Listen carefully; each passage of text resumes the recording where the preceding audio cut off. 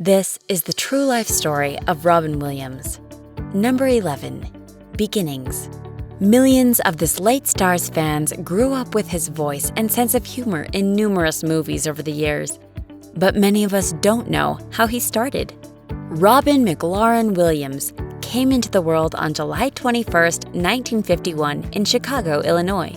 His dad, Robert Fitzgerald Williams, worked as a senior executive for the Lincoln Mercury division of the Ford Motor Company, and his mother, Laurie McLaurin, was from Jackson, Mississippi, and used to model.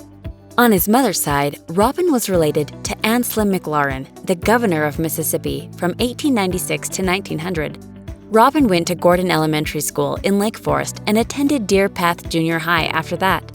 Later on, Williams said that during his early school years, he had difficulty overcoming his shyness. When he turned 12, his dad was transferred to Detroit, Michigan, and they lived in a farmhouse with 40 rooms on 20 acres of land. While going to Detroit Country Day School, Robin truly excelled, even joining the soccer and wrestling teams and being elected class president. At 16, Williams and his family moved to Tiburon, California, where he went to Redwood High School. When he graduated in 1969, Robin was voted funniest and, interestingly, most likely not to succeed by his class. Number 10. Impressive education. After his high school career, Williams started attending classes at Claremont's Men's College for Political Science before dropping out to pursue acting. He then attended the College of Marin in Kentfield, California, where he studied theater. After playing Fagin in Oliver, his first onstage performance, his drama professor quickly noticed how much talent Williams had. After one rehearsal, the professor called his wife to tell her that Robin was going to be something special. We now know that he was spot on. In 1973, he earned a full scholarship to the renowned New York City Juilliard School. Williams was one of the 20 total students who were accepted by the school that year. Plus, the famous British actor and producer John Houseman accepted only Robin and one other student, Christopher Reeve, into the advanced program that year. He was quick to wow the professors with his abilities, including imitating accents like English, Russian, Scottish, Irish, and Italian with ease. William and Christopher Reeve remained best friends throughout the years until he passed in 2004 after struggling as a quadriplegic following a horse riding accident. Throughout the mid-1970s, Robin was working as a busboy, and he left Juilliard in 1976 after Houseman said Williams had nothing more to learn from the school. Number 9. Funny Man. Williams had already begun doing stand-up comedy during his time at Juilliard. His first performance was in San Francisco at the Holy City Zoo, where he started as a bartender. In 1977, after moving to Los Angeles, Williams was seen by George Shatler, a television producer, while performing at the Comedy Club. He quickly asked Williams to appear on the show Laugh-In, a sketch comedy program. The show aired that same year, becoming the actor's debut appearance on television. Although the series ultimately failed, Williams' career kept growing, and he continued performing at various stand-up clubs to sharpen his improvisational skills. Number 8. Video game fanatic. Something you probably didn't know about Robin Williams is that he was an enormous fan of tabletop role-playing games, as well as video games. In some ways, acting, role-playing, and video games all have something in common. They allow you to live as somebody else for a while. So, maybe Williams' fascination with these things isn't overly surprising. One of the actor's favorite games was the Legend of Zelda series. He even named his daughter after the title character, Zelda. Number 7. Taking its toll.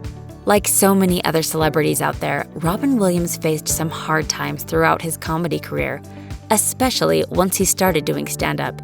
He later noted that, partially because of the stress he endured from stand-up, he began using substances and drinking alcohol. Williams assured everyone that he never did either of those things while he was on stage. But he also said that he was sometimes hungover from the night before while performing. Robin recalled that the life of a stand-up comedian is a brutal field because of the party-oriented lifestyle, the lack of job security, and the constant pressure that comes with it. Since comedy is so competitive, he was even accused of stealing other comedians' jokes. David Brenner, a former comedian, actor, and author, once stated that he confronted Williams face-to-face and physically threatened him for allegedly using his jokes. Whoopi Goldberg sided with Robin, however, explaining that reusing another comic's material is commonplace and difficult to avoid, and Williams denied the accusation altogether. Number 6. Television. Williams' career expanded far beyond stand-up comedy, and one of the ways it did so was in television. Although Laugh-In didn't work out, he appeared in The Richard Pryor Show in a couple of episodes before getting the role of Mork, an alien, in the Happy Days episode My Favorite Orkin.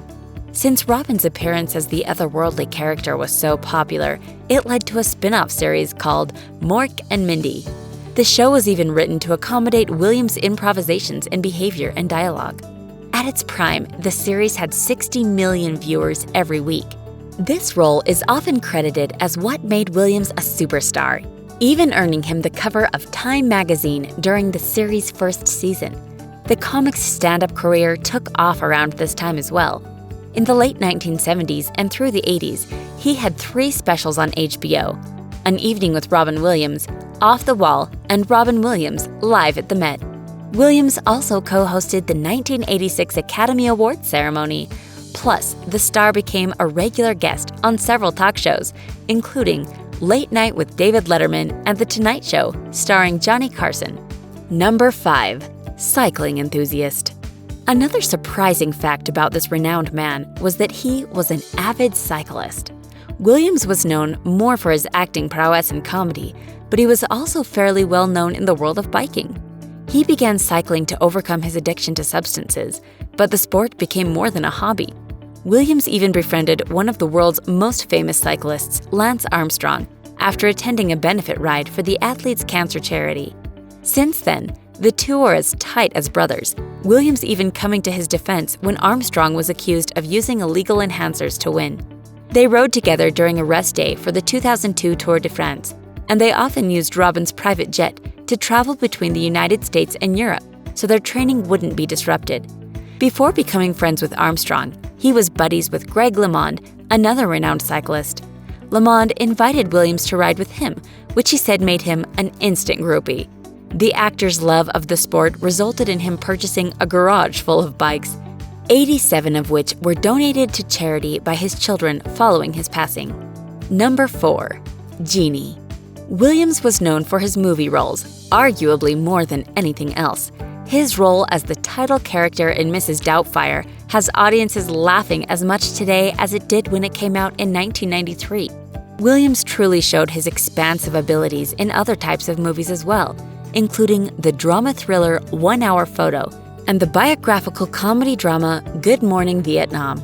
He also won an Oscar for his role as the therapist Sean in Good Will Hunting. But one of this actor's most iconic characters was the voice of Genie in Disney's animated film Aladdin. Many people believe that he changed the world of animation through that single role. He was paid $75,000 to play Genie, much less than what he earned for other movies. Williams made a deal with Disney to not promote the film as a Robin Williams film and to limit Genie's appearance on posters to just 25%. Despite his attempt to not overtake Aladdin, Williams is the most talked about character in the film to this day. Number 3. Marriages. Robin Williams got married for the first time in June 1978 to Valerie Velarde. They met 2 years prior when Williams was bartending in San Francisco. She gave birth to their son, Zachary, in 1983. 5 years later, the two called it quits. In 1989, he tied the knot with Marcia Garces, who had been Zachary's nanny while he was still married to Valerie. However, their romance didn't start until after he and Valerie had separated. Williams and Marcia had 2 children, Zelda Ray and Cody Allen Williams, born in 1989 and 1991 respectively. They divorced in 2010 when Williams married once more to Susan Schneider in 2011. They lived together in Seacliff, San Francisco. Number 2. Chronic struggles. Although he seemed like a happy man overall, Williams struggled with various issues his entire life. In the early 1980s, his friend John Belushi succumbed to an overdose, which was a wake-up call for Williams. This is when he turned to cycling to battle his addiction, as well as his depression. He endured a stint of drinking while filming a movie in 2003 in Alaska, but he checked himself into a rehab center in 2006, stating that he was an alcoholic. In 2009, Williams was hospitalized with heart problems and had to undergo surgery to get his aortic valve replaced. He checked himself into rehab a second time in 2014 for drinking again. Very shortly after, Williams was discovered deceased in his home in Paradise Bay. Later on, doctors discovered that there were no illegal substances involved, and an examination of his brain suggested that he had diffuse Lewy body dementia, a disease that causes anxiety, fear, insomnia, tremors, among other things. Williams was showing symptoms of the disease beginning in late 2013. In addition to the physical discomfort it caused, he also suffered from paranoia, memory loss, and delusions, and his wife attributed his passing to the disease. Number 1. Mourning. When the news broke about Robin Williams, the entire world began mourning. Numerous talk show hosts, including Jimmy Fallon, Jimmy Kimmel, David Letterman, and Conan O'Brien, paid tribute to the late actor on their shows. Broadway darkened its lights on the evening of August 14, 2014, honoring Williams' theater work, and the cast of Broadway's Aladdin had the audience join them in singing Genie's well-known song from the film, Friend Like Me. People set up memorials at Robin's Hollywood Walk of Fame star, as well as at various significant locations from his career, such as the home used in Mrs. Doubtfire, the Boston Public Garden bench in Good Will Hunting, and the Paris Shoes sign in New Hampshire, where Jumanji was partly filmed. His daughter Zelda stated following her father's departure, "The world is forever a little darker, less colorful, and less full of laughter in his absence."